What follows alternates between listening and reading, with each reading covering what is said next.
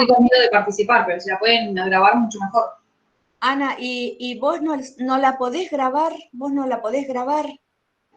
Porque el problema está que yo no Ya puedo está, Lucy, cambiarme ya ahora. la estoy grabando. Vos seguí que ya la estoy grabando. Bueno. Muchas gracias. Bueno. Por esta chica, bueno, listo.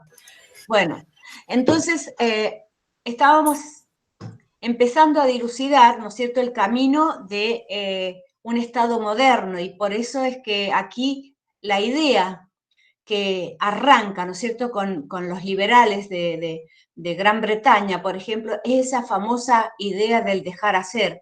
El Estado debe dejar hacer, implica ¿qué cosa? Un libre juego de los actores sociales, es decir, de la sociedad conjuntamente con el Estado, en contra de todo intervencionismo estatal para dirigir, ¿no es cierto?, la vida social y económica de los ciudadanos.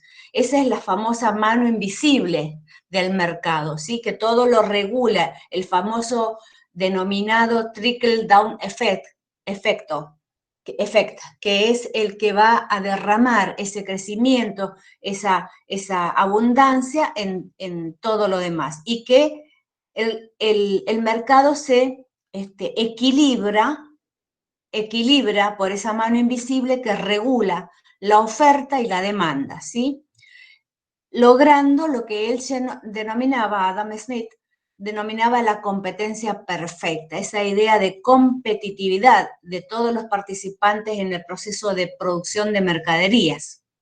Entonces, de esa manera se iban a producir al mismo tiempo mejores salarios, mejores oportunidades laborales y, por lo tanto, también en sentido de la iniciativa personal, ¿sí? Por eso es que aseguraban las ganancias de que cada uno tuviera una directa relación con el cumplimiento de las obligaciones. Pero por sobre todo, esa eficiencia, esa efectividad, el buen desempeño dentro de cualquier mercado iban a ser premiados en términos materiales, ¿sí? Esa es la idea de la dimensión económica que adquiere gran relevancia en este orden sociopolítico nuevo de la sociedad industrial. Bueno, ¿me siguen hasta ahí? ¿Alguna pregunta? Vamos a pasar a la siguiente diapositiva. Bueno, acá nosotros podemos hablar que en la Argentina existía un modelo de acumulación de tipo agroexportador en el siglo pasado, y las características que lo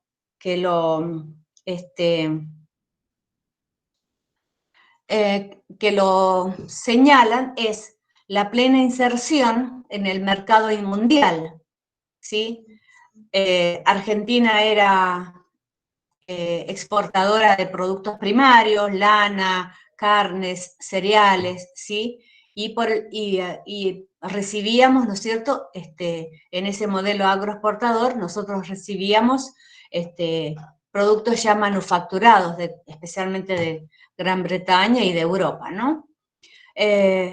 Bueno, por otro lado, también la Constitución de 1853 asegura una determinada estabilidad política y al mismo tiempo infraestructura para todo tipo de transporte, ferrocarril y demás, ¿no? Para poder solucionar los problemas de las producciones mercantiles. No obstante, no se puede construir en esta etapa una unidad política, ni tampoco legitimar un centro de poder que hiciera efectiva esa capacidad de control, ¿sí? Aparece en esa época también un sistema de partidos con ciertas restricciones, por supuesto. Hay un aluvión inmigratorio de toda Europa occidental, que ya lo vamos a ver después en el práctico también. Existe también un amplio acceso de los ciudadanos al sistema educativo, y a partir de 1916, bajo la presidencia radical de Irigoyen, aparece por primera vez el partido de masas, que representan a los sectores medios, y se produce entonces el paso del Estado liberal oligárquico al democrático. Vamos a pasar a la siguiente diapositiva. Flor. Sí. Bueno. Y aquí comenzamos a mencionar que se dice que existe el estado de bienestar, o también llamado benefactor, o también llamado providencia, cuando el Estado asegura la protección social, entendida esta como ciertos derechos, como la vivienda, la salud, la educación, los servicios sociales, las pensiones y jubilaciones, la protección del empleado, del empleador, ¿sí? Todas esas reglamentaciones. Es decir, que el Estado se convierte en proveedor, ¿no es cierto?, de determinados servicios en cumplimiento de derechos sociales a todos los ciudadanos. Es decir, que se va a convertir ya no en gendarme, como en el momento anterior, sino más bien en una red de apoyos al bienestar, ¿no es cierto?, a todo el bienestar ciudadano. Es como un garante de los derechos sociales, ¿sí? ¿Podemos ver la siguiente vía? Bien. Si nosotros nos remontamos al siglo XIX, existe ya, a partir del siglo XIX, el origen remoto, si se quiere, de ese libre juego del mercado. En realidad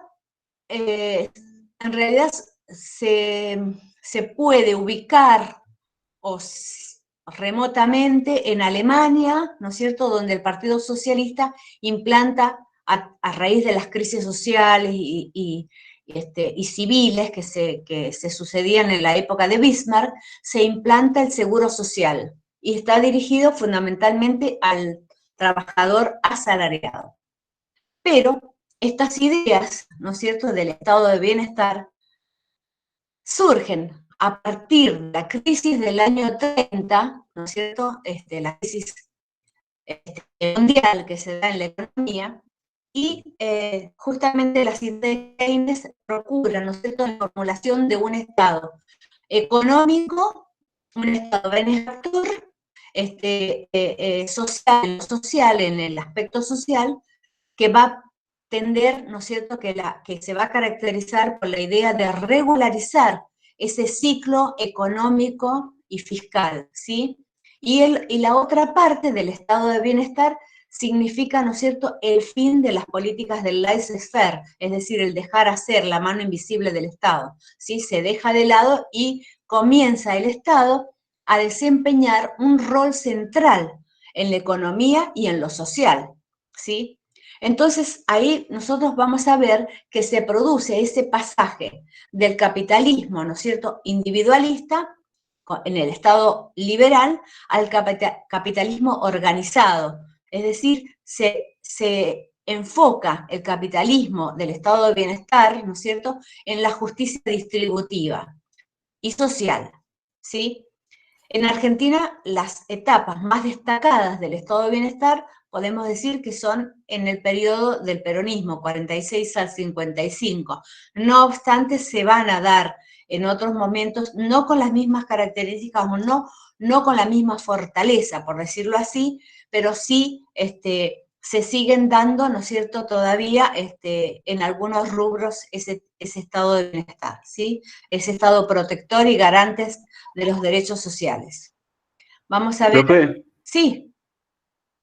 entonces se podría decir que en esos momentos la Argentina dejaría de pasar, la economía de la Argentina dejaría de estar presente bajo la oferta de la demanda, no me acuerdo, de la oferta y demanda, y el Estado pasaría a manejar la Claro, a economía. partir, ya la famosa política del laissez-faire, de que el Estado no interviene en la economía, comienza con el estado de bienestar, ¿no es cierto? No, perdón, el estado liberal es la política del laissez-faire. Se abandona ese estado liberal para pasar, ¿no es cierto?, así, a que el Estado intervenga en lo social, en lo económico. Por eso es el estado de bienestar, que va a tratar, ¿no es cierto?, de con diferentes medidas, acomodar las problemáticas sociales y económicas, ¿sí? Por eso vamos a ver en la siguiente diapositiva que el estado de bienestar o benefactor,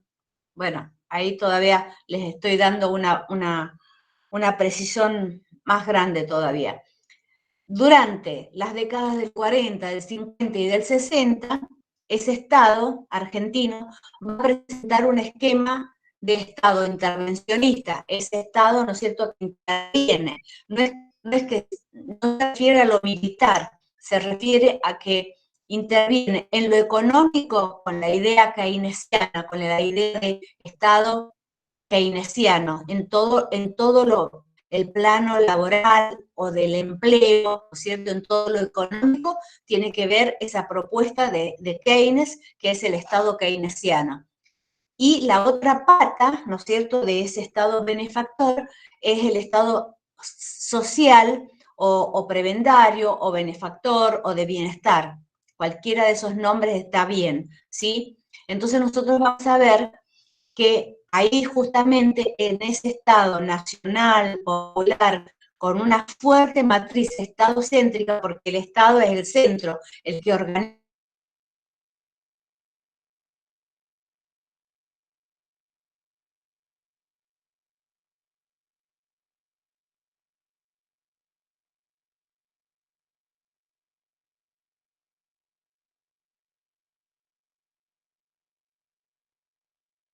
Se cortó la luz. Chicos, ¿se le corta a todos o solo a mí? No, ahora volvió. En Punta Alta parece que no se cortó, así que es capaz de Bahía. Ay, no sé qué está pasando. O se le cortó a... Uy, uy, uy. Desapareció todo acá. ¿Me estás escuchando, Flor? Ahí regresó, ahí regresó. Ah, bueno, bueno. Uy, se va, se fue de nuevo. Ahí está. Va y viene.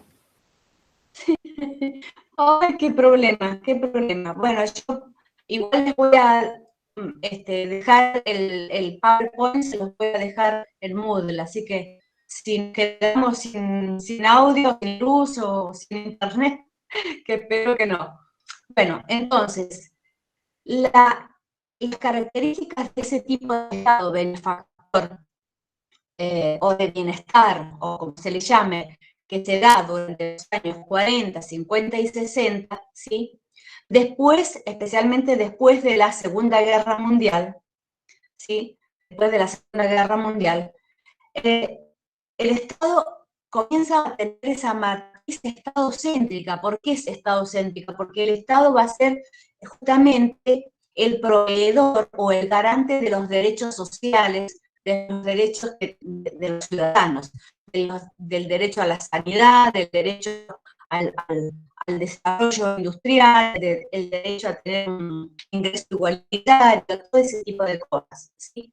Entonces, se basó, como dice acá en la diapositiva, se trató fundamentalmente de fortificar o apoyar, ¿sí?, el pleno empleo, la industria nacional, el ingreso igualitario, se extiende la educación pública, se extiende el sistema laboral,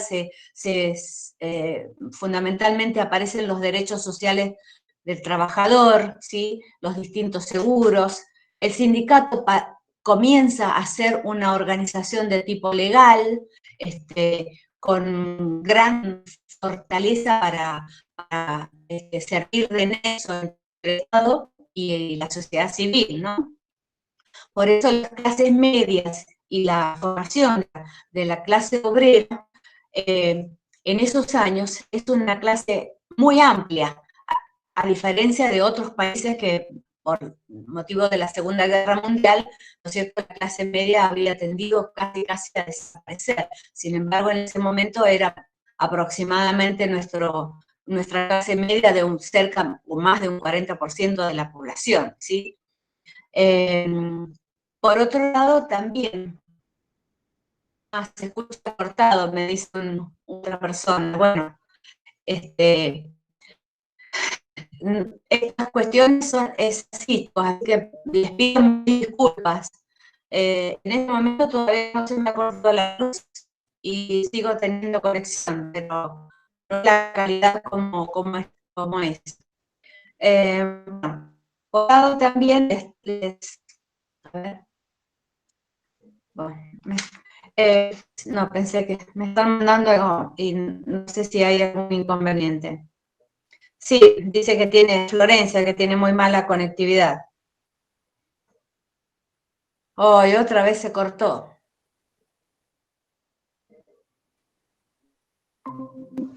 No sé por qué motivo se volvió. Ahí volvió. ¿Me escuchan? ¿Me escuchan? Sí, profe. Sí, profe. Ah, bueno. Sí, se escucha. Bueno, profe. bueno.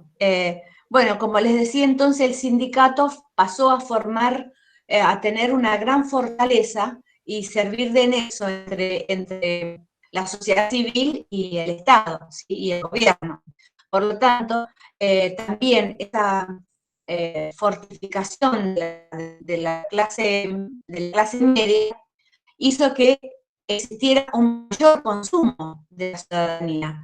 Y con esto, ya lo vamos a ver cuando hagamos el trabajo práctico número 4 también, que existe lo que se llama estructura social, la movilidad social ascendente, es decir, pasar de las clases pobres o bajas, ¿sí?, a un nivel más arriba. Esa es la movilidad social ascendente, ¿sí?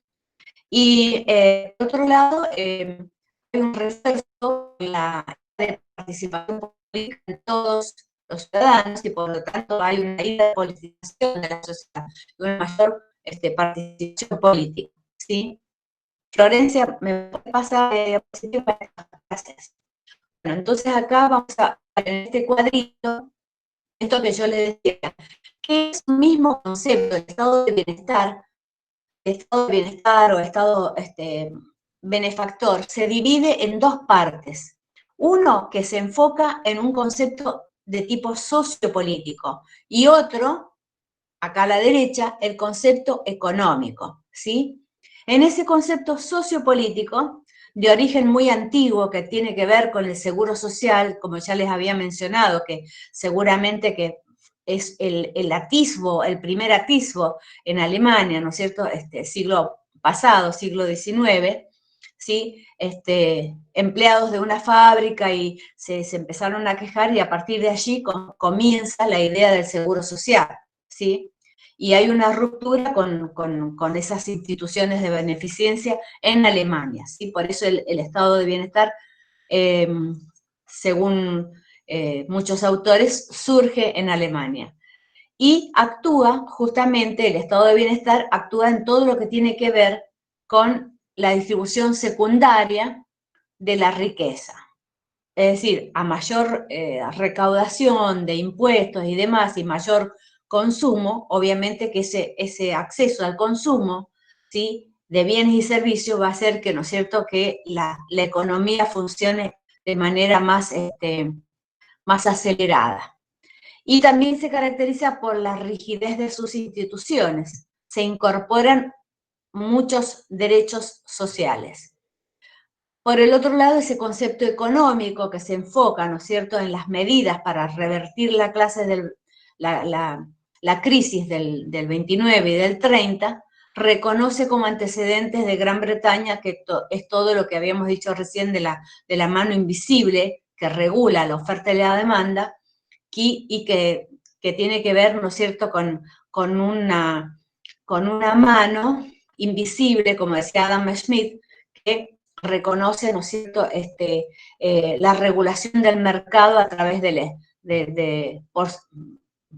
por un movimiento liberal, ¿no?, por un Estado de tipo keynesiano o liberal, pero que a partir del Estado keynesiano interviene justamente en esa distribución de la riqueza, determinando las leyes de la inversión y de la producción, ¿sí? Y se caracteriza también por la flexibilidad de las instituciones. Son anticíclicas, es decir, se pueden aplicar o también se pueden dejar sin efectos, por eso son más bien movibles. Bien, el estado de bienestar también, bueno, se llama, como ya les había dicho recién, welfare state. Mi inglés no es muy bueno. Estado Providencia, en Chile se lo conoce más como el Estado Providencia, Estado Benefactor, Estado de Bienestar, es lo mismo. No se ha generalizado en todo Occidente y respondió siempre a ciertas necesidades de legitimación política, es decir, fue muy reñido, obviamente, porque esto incluye gastos públicos, ¿sí? Entonces tiene que funcionar la economía de manera aceitada para que pueda resolverse todas esas derechos sociales, ¿sí? Bueno, en Argentina se constituye, como ya les había dicho, ¿no es cierto?, en la década del 40, 50 y 60, y se consolida de manera mucho más sólida durante los años del peronismo. Bueno, como ya les decía, influye este desarrollo bastante óptimo en el sistema de salud, en el sistema educativo, en las leyes, creo que incluso San Juan fue la primera provincia que emite el voto femenino, permite el voto femenino, es decir, que todo eso es una serie de ganancias sociales, de derechos sociales ganados, ¿no? No desaparece totalmente el estado de bienestar con la crisis de los 70, con la crisis del petróleo y todo eso, pero claro, existe un desfinanciamiento que es producto de esa crisis fiscal que va deteriorando la calidad de esas instituciones y de sus prestaciones, ¿sí? Por otro lado, paralelamente, ¿no es cierto?, podemos decir que la parte económica de ese Estado keynesiano respondía, ¿no es cierto?, a la necesidad de regularizar los ciclos económicos y evitar fluctuaciones dramáticas, ¿sí? Es un capitalismo de Estado, es un Estado regulador, controlador de los gastos, ¿sí? Y comienza también a gestarse en la época del 30 con esta idea keynesiana, ¿no es cierto?, de regulación de los mercados, ¿sí? Y explica también la manera de cómo se van a usar los gastos para el desarrollo de infraestructura urbana, porque en esa época también, especialmente durante el peronismo y previamente ya había comenzado, por el gran aluvión que hubo de inmigración, se necesitaba, ¿qué cosa? Un desarrollo de toda la infraestructura urbana, edilicia, las redes de ferrocarriles para poder transportar los productos, sistemas de comunicaciones, planes de vivienda, planes de saneamiento, planes de energía, ¿sí?, que debían abastecer a toda la República. Y el fin llegaría aproximadamente, ¿no es cierto?, en 1989 con la hiperinflación y con la ley de reforma del Estado. Bueno, ahora pasamos a la siguiente diapositiva. ¿Alguna duda hasta acá, chicos? Me pueden parar, ¿eh?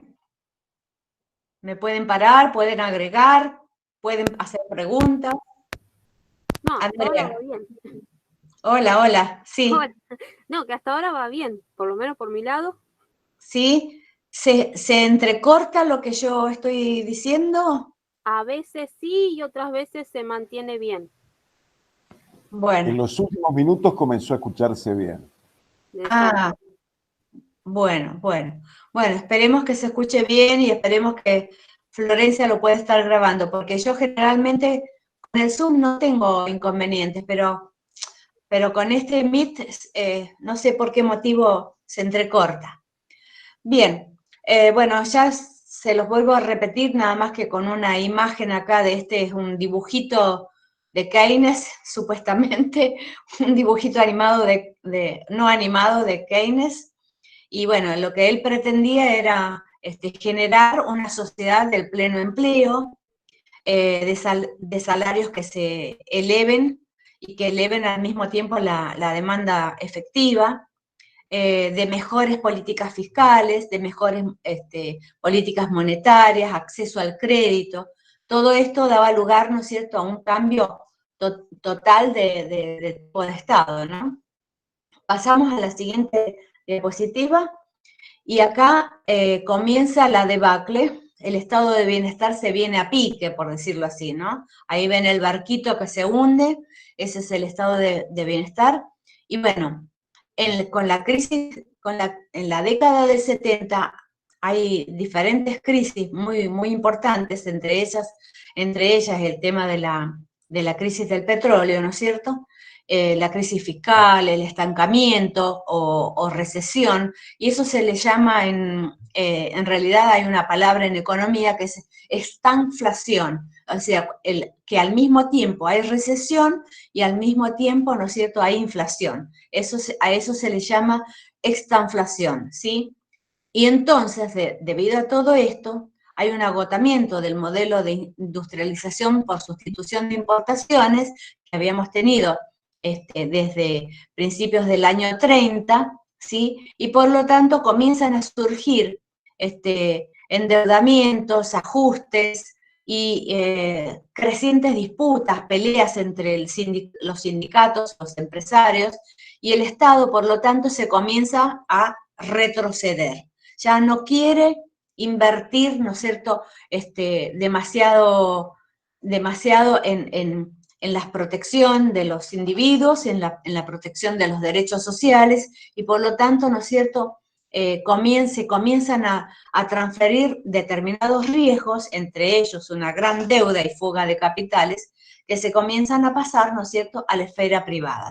Entonces, los nietos, los bisnietos y todos ellos tienen que pagar algún día esa deuda externa que se recontra triplicó, deduplicó a partir del endeudamiento en los años 70 durante la dictadura militar, ¿no? Fuga de capitales que fue espantoso y por lo tanto también en esa época de la dictadura un plan sistemático para hacer desaparecer las personas. Bien, el siguiente... Profe, Sí. una cosa antes de seguir. En la Argentina, hasta incluso el día de hoy, sigue en ese punto de que estamos en constante subida y bajada económica, ¿no? Y porque es ¿cómo se dice? De las en realidad, nuestro país se ha caracterizado por tener ondas que suben y bajan, ¿no? Entonces, subimos, pero no tenemos una estabilidad ni económica, ni social, ni en la producción. Entonces, por eso es que el sistema se puede caracterizar, algunos autores lo han caracterizado como de las ondas eternas.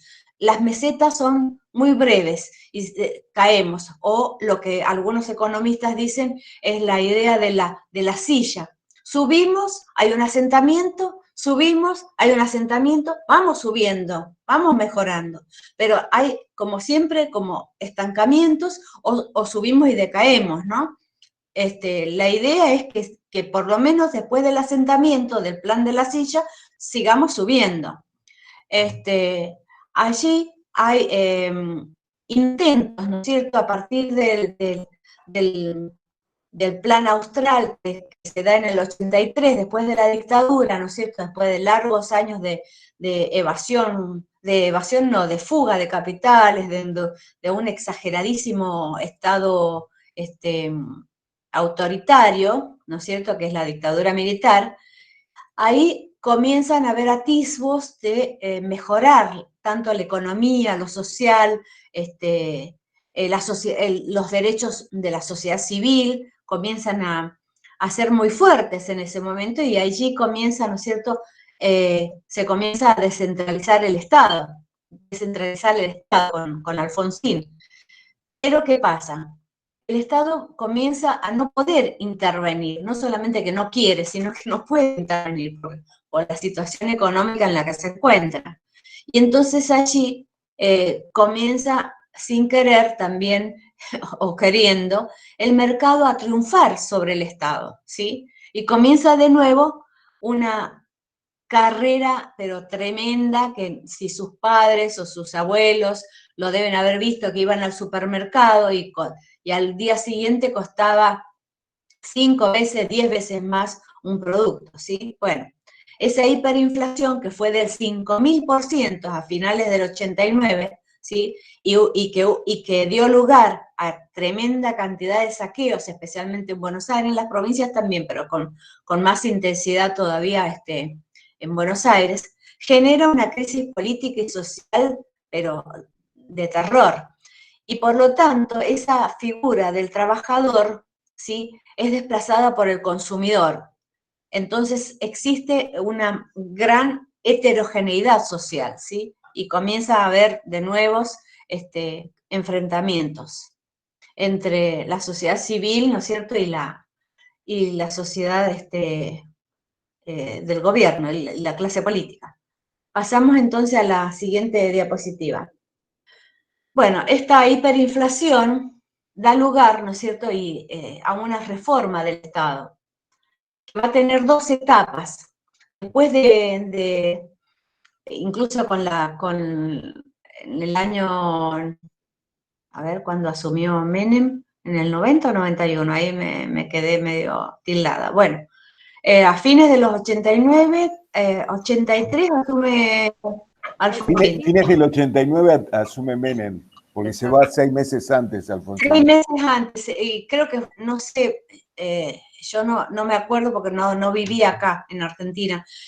¿Fue en el 90 o 91 que asume Menem? En el 89. 89, profe. Ah, 89. Bueno, yo no me encontraba acá, leía todas las noticias desde allá. Bien, entonces, a partir, ¿no es cierto?, del 89, 90, cuando asume Menem, ¿qué pasa?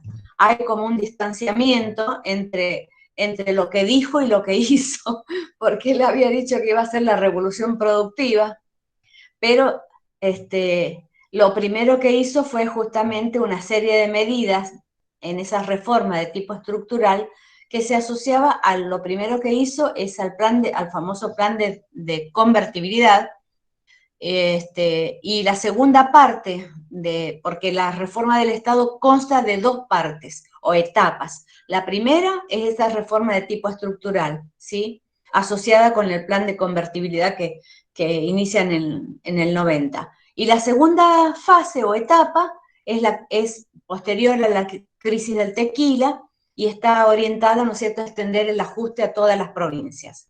Sí. Y a partir de allí ya no existe Estado benefactor.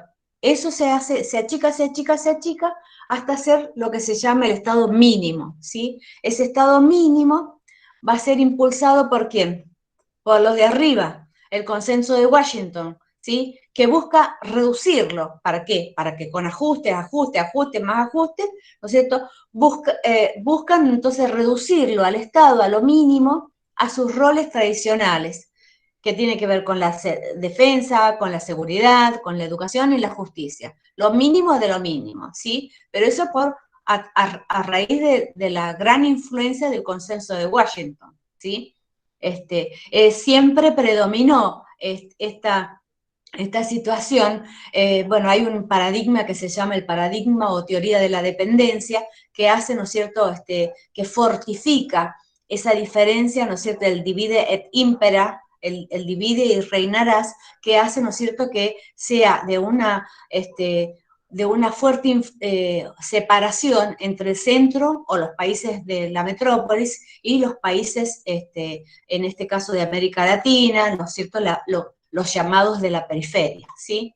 Bien, entonces aquí brevemente vamos a ir desglosando después cada una de las etapas de la reforma, ¿sí? La primera etapa de la reforma del Estado, ¿no es cierto?, tenía que ver con un famoso ministro peladito, que algunos lo habrán visto, alguna foto, que es Cavallo, ¿sí? Bueno, Cavallo, justamente él es el que da a conocer un montón de medidas, entre las cuales se encuentra la convertibilidad, ¿sí?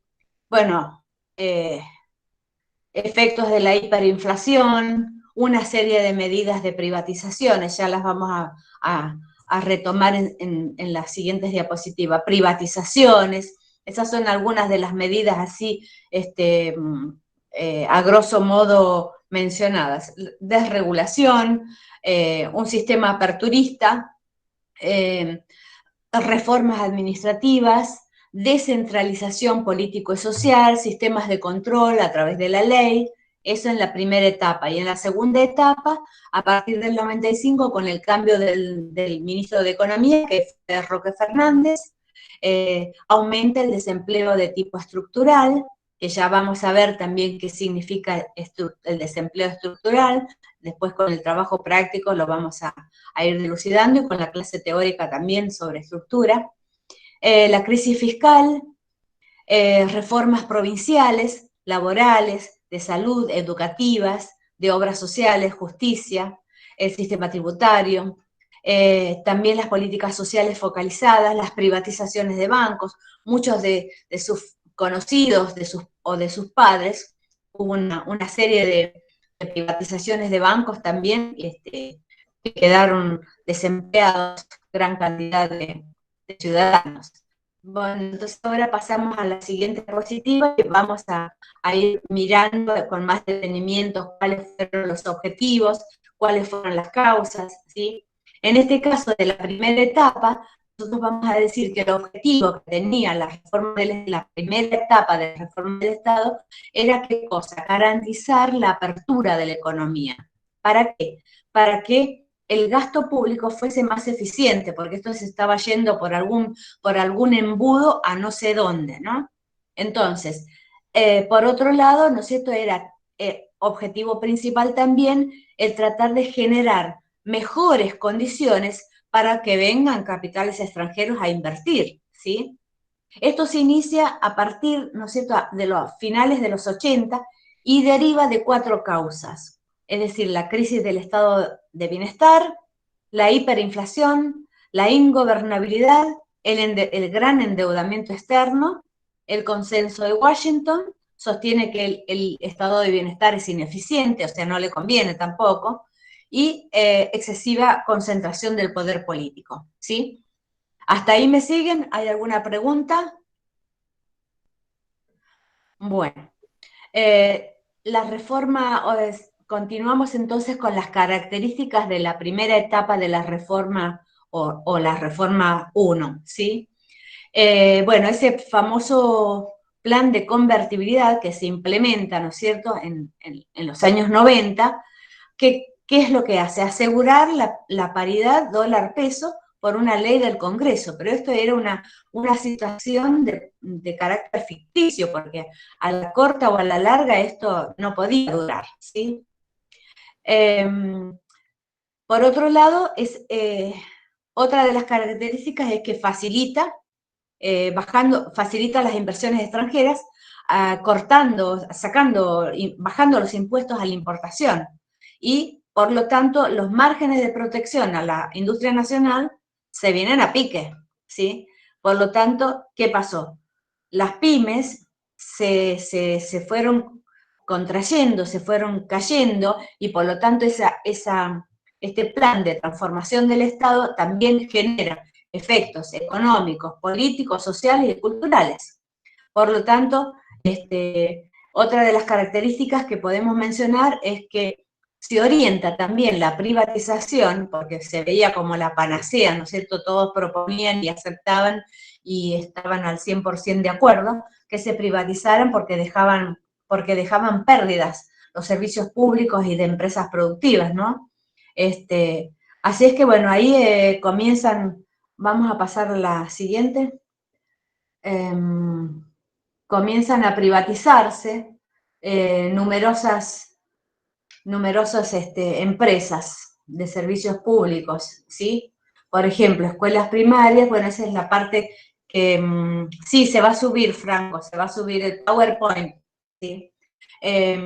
Esta parte tiene que ver, ahí Daniel García Delgado en el libro señala como divisiones de la primera etapa, ¿no? Y de la segunda.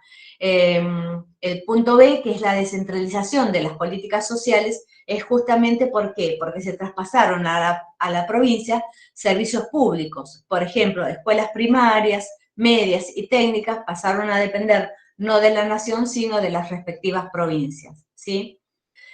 Lo mismo pasaba con los hospitales, con las clínicas y programas nutricionales y de vivienda. O sea, se pasó, ¿no es cierto?, de pertenecer a la nación para poder ser regulados por la provincia, por las provincias pertinentes. Y por otro lado, se transfirieron los recursos financieros del Fondo Nacional de la Vivienda, por ejemplo, a la provincia, el Fondo Nacional de la Provincia, el Consejo Federal de Agua Potable y Saneamiento y muchos otros, ¿sí? Bien, otra pata de la silla es la reforma tributaria. La reforma tributaria tenía que orientarse fundamentalmente a la evasión de impuestos. Y para eso tenía que buscarse la manera técnica de poder facturar, fiscalizar, recaudar, controlar, ¿no es cierto?, en esos sistemas de retención, que eran bastante deficientes según los análisis políticos que se hacían, ¿no? Y entonces para ello se crearon aplicaciones, ¿no es cierto?, que como el IVA, la DGI, es decir, instituciones que pudieran reglamentar de manera técnica y por lo tanto el Estado que comienza a ser, ¿no es cierto?, un Estado de tipo recaudador, ¿sí? Bien. Otra fase de la Reforma 1 también es que se van a eliminar paulatinamente todo tipo de control. No me pasé una recién, no. Ahí está esa foto, bueno, tiene que ver con estas cuestiones. La desregulación es la eliminación de todo tipo de control o intervención regulatoria estatal que se considerara innecesaria, suprimiendo de esta manera, ¿no es cierto?, reglamentos y disposiciones que suponían subsidios e impuestos implícitos que, entre otras cosas, distorsionaban o impedían el funcionamiento de los mercados. Acá, ¿no es cierto?, en Ingeniero White tuvimos bastante tiempo parados los elevadores de los granos, ¿sí? Bueno, todo eso tuvo que ver, ¿no es cierto?, porque en ese momento en un momento determinado se eliminó la Junta Nacional del Grano, la de carne y también como de otros organismos, porque se las consideraba que eran innecesarias, ¿sí? Por lo tanto, se intentaba reducir con ello los costos de esas transacciones en los mercados, ¿sí? Y de esa manera aumentar la competitividad. Pero bueno, en algunos casos esos organismos volvieron a funcionar. Bien, los resultados positivos de la fase 1 de la primera reforma es que se logró, por un lado, bajar la inflación, por lo menos bajar bastante la inflación. Por otro lado, ¿no es cierto?, se promovió esa modernización tecnológica, gerencial, de control, ¿no es cierto?, de determinadas reformas, como la tributaria, que yo les mencionaba recién. Por lo tanto, se permitió superar la crisis de la economía, se recuperó el crédito internacional, ¿sí? Se logró un crecimiento del 6 al 7% aproximadamente, se mejora la recaudación de los impuestos, se reforma la Constitución de 1853 con la inclusión de nuevos derechos difusos, medio ambiente, derecho al consumidor, de las minorías, reelección presidencial. Esos fueron los resultados positivos de la primera reforma o de la primera etapa, ¿sí? Ahora está la parte negativa de la primera reforma del Estado. ¿Por qué? Porque esa política de privatizaciones no tuvo en cuenta, por ejemplo, la preservación de áreas estratégicas para el desarrollo nacional, no pudo erradicar la corrupción ni la concentración de la riqueza, tampoco pudo evitar la precariedad laboral, la fragmentación laboral y fiscal, ¿sí? La precariedad laboral, fiscal, la fragmentación social, ¿sí? Fuerte pérdida de derechos sociales adquiridos, es decir, se convierte más que todo en un Estado ausentista, no interviene en esos derechos sociales que tienen los ciudadanos o la sociedad civil, ¿sí? No pudo evitar tampoco el deterioro fuerte de las pequeñas y medianas industrias, ni tampoco pudo evitar el creciente desempleo estructural. el poder, por lo tanto, se va a trasladar hacia nuevas élites económicas, ¿sí? Y por lo tanto se favorece también la concentración de poder en los grupos multimedias y en los grupos financieros, sectores financieros, ¿sí? Bien. Con esto vemos que pasa a una segunda etapa esta reforma estructural, ¿sí? Esta reforma,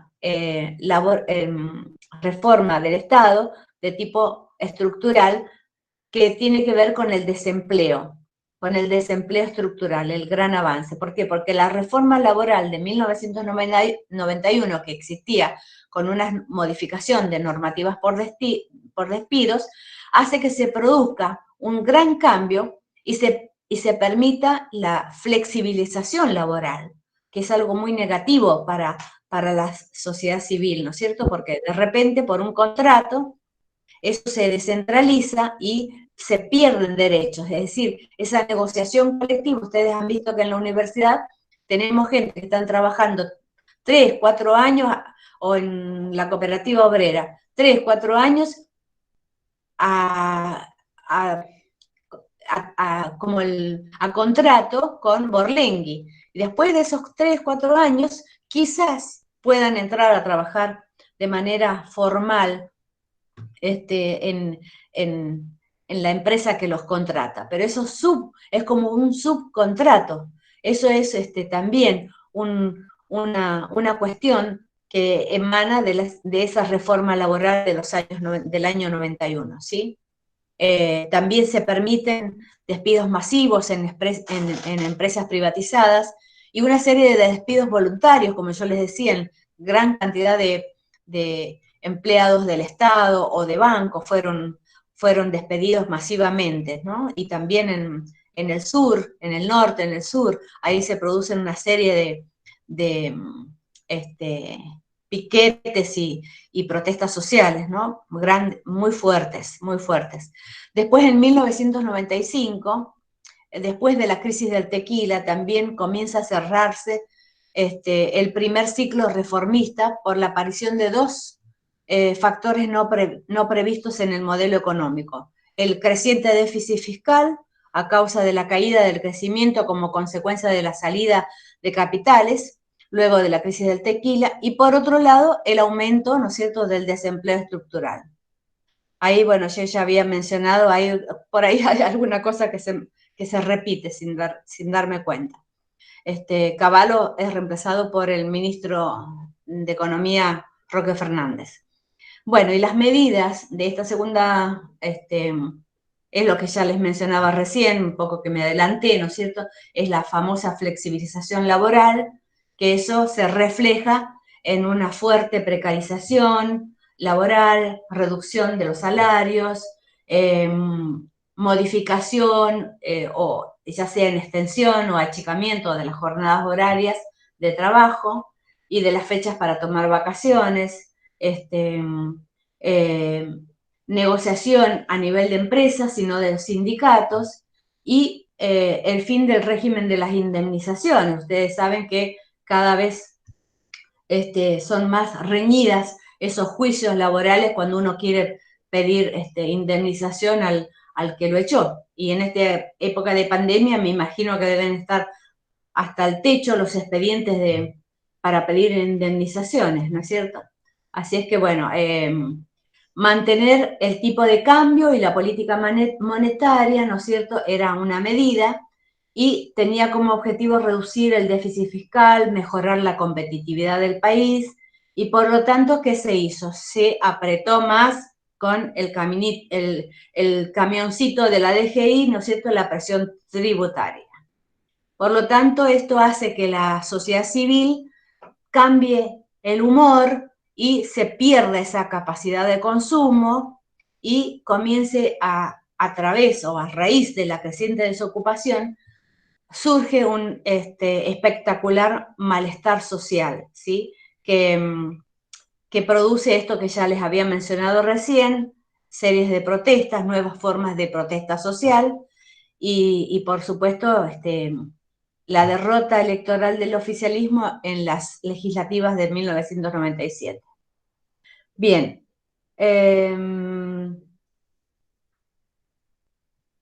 A partir de las reformas aparece un nuevo Estado postsocial o neoliberal.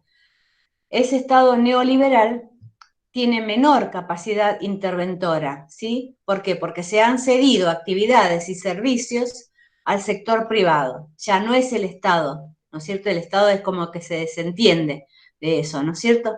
Y por lo tanto, se presentan cada vez crecientes limitaciones a la autonomía de la sociedad civil y menor capacidad política, ¿sí? A partir de ese estado, de ese paradigma denominado del estado mínimo, se pueden sacar algunas lecciones, se pueden extraer algunas lecciones. Aquella reforma que pretendía achicar el gasto público y equilibrar las cuentas, más que por el interés en mejorar la capacidad de gestión y reconvertir la economía en una dirección productiva que se base en la lógica del cierre de caja, se trata más bien de una lógica en la que el Estado aparece como variable de un ajuste, de un proceso de creciente endeudamiento, que no hace otra cosa que contribuir a reproducir, a multiplicar y a alentar demandas de austeridad y de recorte del gasto. Así se pasa entonces de un ajuste a otro ajuste, o de endeudamiento a través de una vía de financiamiento, ¿sí? Entonces, estos tres roles debería cumplir un Estado o una etapa neoliberal: ser regulador, ser solidario y ser estratégico, ¿sí? Vamos a pasar ahora,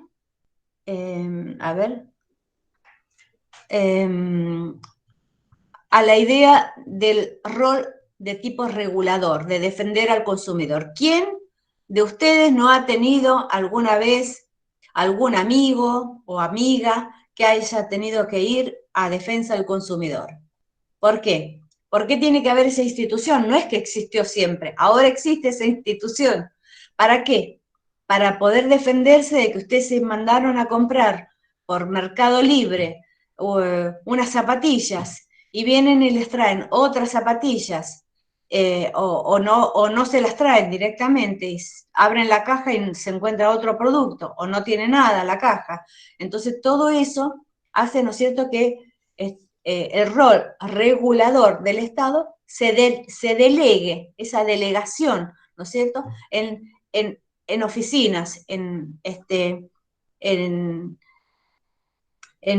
instituciones, por decirlo así, que van a tratar de mitigar esos problemas de la sociedad civil, ¿sí? ¿Por qué? Porque el rol que tenía el Estado como regulador, ¿sí?, genera mucha polémica, y por eso es que delega, ¿sí? Y debería, ¿qué cosa? Debería ser el Estado el que regule y controle, ¿no es cierto?, a un sector público privatizado, para que no se constituyan nuevos monopolios en detrimento de los intereses de los consumidores. Pero esto no sucede en la realidad, porque muchos se sienten desprotegidos frente a esas grandes empresas de tipo monopólicas. ¿Sí? ¿Me van siguiendo? Profesora, Sí. las grandes empresas, las multinacionales, fueron las que sistemáticamente comenzaron a avasallar los derechos del consumidor, que fue necesaria primero la participación del Estado, que luego delegó en defensa del consumidor. Claro, pero muchas veces ni tampoco así. A ver, se los doy con mi ejemplo personal. Compré un pasaje para viajar el 12 de junio por Lufthansa, ¿sí? Pero ¿qué pasó? Yo cometí el error de cancelarlo. Me costó 1.200 euros. Cometí el error.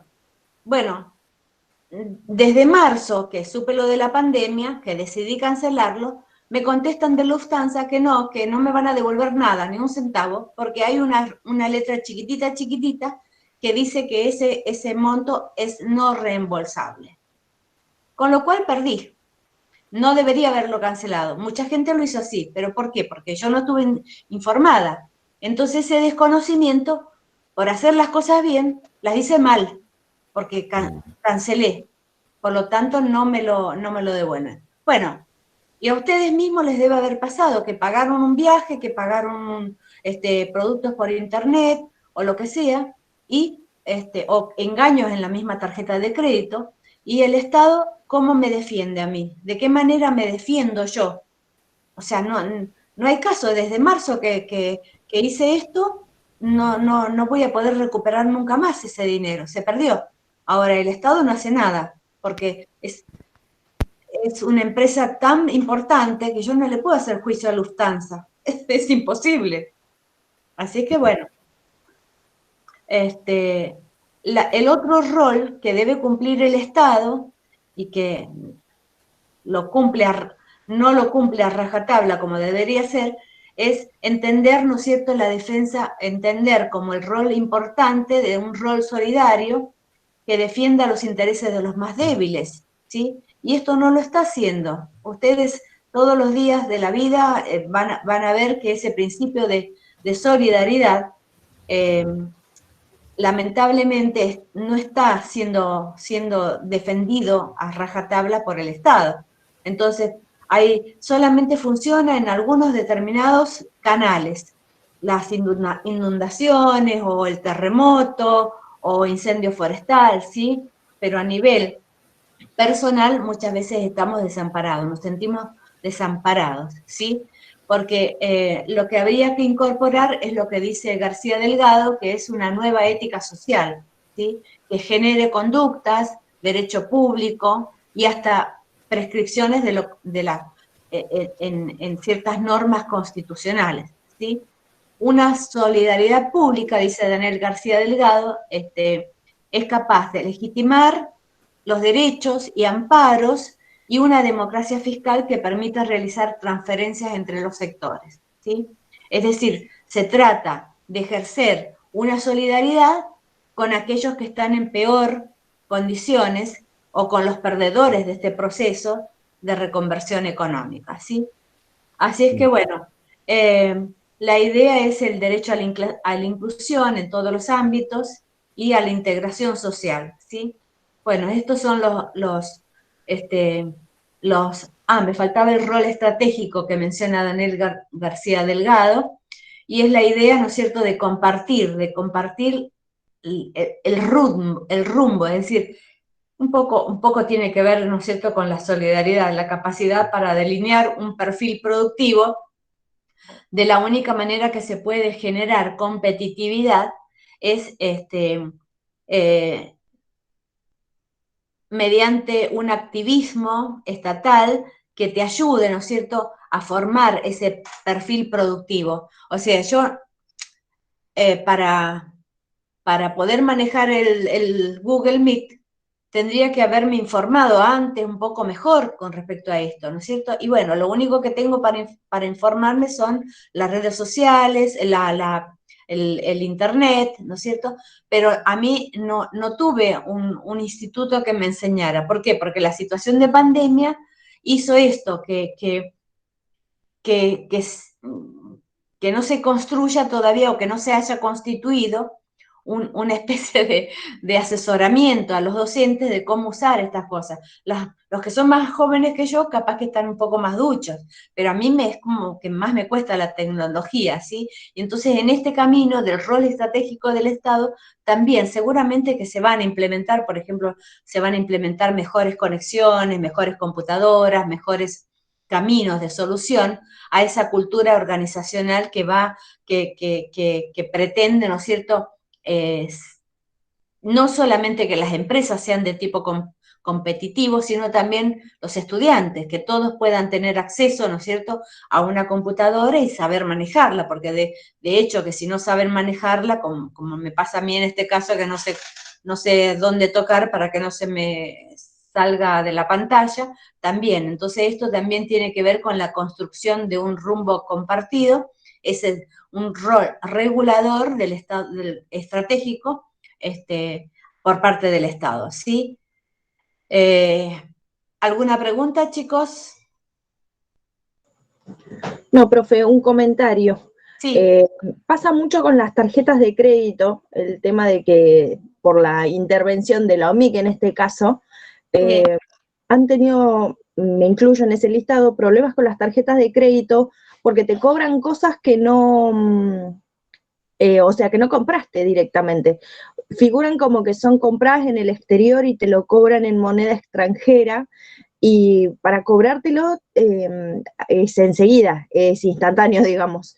Al resumen de la tarjeta te llega, pero para después poder salir de esa situación, a mí me llevó 2 años y medio, y me perjudicó en mi historia crediticia, estuve imposibilitada de poder acceder a nuevos créditos, me pasaron 1.000.000 de cosas a raíz de esto, donde el Estado no, o sea... No hace nada, claro, no hace nada. No hace nada, porque las instituciones, si bien es cierto que deberían ser reguladas y amparadas por el Estado, como la UMIC, y prácticamente que hay una desconexión, es como que no tiene ni un teléfono siquiera para conectarse con el Estado, o sea que estamos en total estado de indefensión. Sí, es un problema. Las tarjetas de crédito en este momento son uno de los mayores problemas. Por eso los derechos civiles, los derechos ciudadanos, y sobre todo en épocas de redes sociales y de todo esto, que uno compra cosas por las redes sociales y muchas veces no te llegan. Entonces, es como la información, no sabes qué es verdad y qué es mentira. O sea, y no hay manera de tener a ciencia cierta, tenés que verlo con tus propios ojos, ¿viste? En este caso no hubo ninguna compra, ni siquiera un ingreso digamos, a la página, porque era sobre el alquiler por día de una casa en la Florida, o sea, claro. Imposible. Y, claro. Y otra cosa que también el Estado está presente, pero en el sentido de que te perjudican, figura una deuda, una supuesta deuda, entonces el Estado ante esa circunstancia te cierra los caminos, te cierra toda la parte